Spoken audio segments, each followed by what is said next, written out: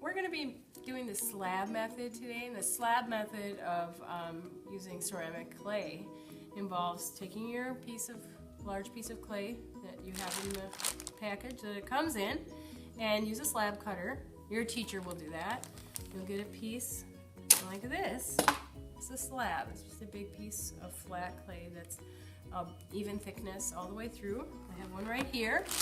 And there are lots of things you can make with the slab method. I personally love this. And we're going to be using our slab to make a toad home for the toads in our garden, or they can be just a decorative sculpture that we can have at home.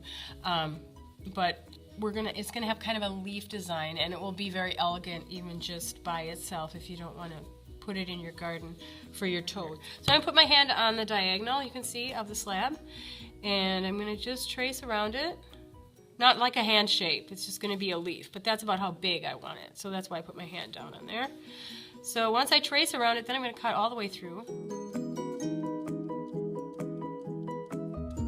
And I have to smooth out these sharp edges, just gently with my finger. After you fire the pottery, this will be fired in the kiln at approximately 2,000 degrees. After it's completely bone dry, it'll have to dry out all the way. If you leave any sharp edges, they're gonna be really sharp after you fire them. So there's my little leaf. I maybe will make a little design down the center. If you want to design anything, you're gonna need to do it now. So we'll just give it some little leaf shapes. We're going to be using that as the top of our home, and we'll need to use these for the sides.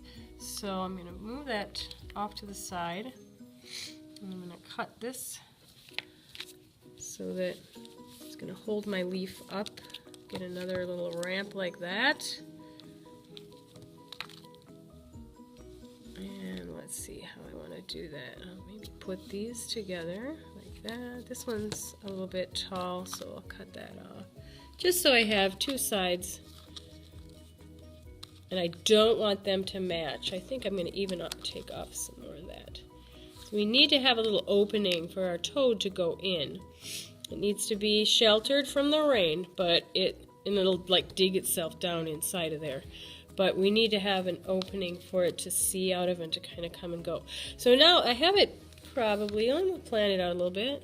Probably something kind of like that. A little bit more of that off.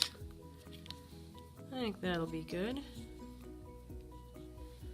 So it looks like a leaf in the garden, and the toad can be camouflaged. Kind of like that design.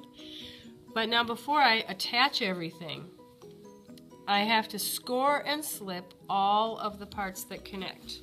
So I need to take my fork, and right where these connect, I'm going to score that. Score this. This top leaf is going to go on here, it's going to go on here, so I need to rough those edges up pretty deep. See how deep that is? If you're not deep enough, they might just crack off in the kiln. And then I kind of have to figure out where that's going to go. It's going to go right about here. I can see a little mark from when I set it on there.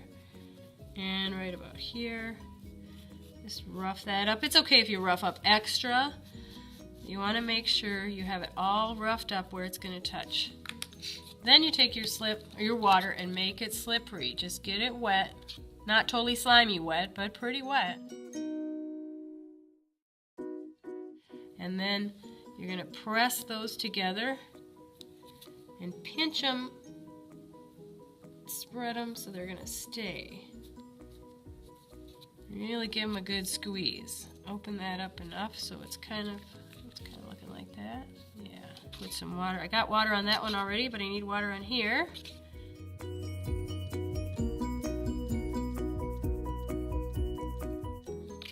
bit more.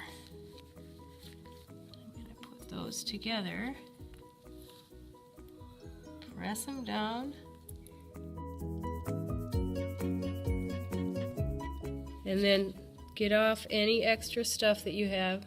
Make that opening so you can see your little toad in there.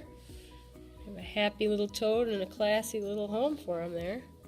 and your teacher will have a spot for you to put that so that it can dry and become bone dry before it goes back in the kiln and gets fired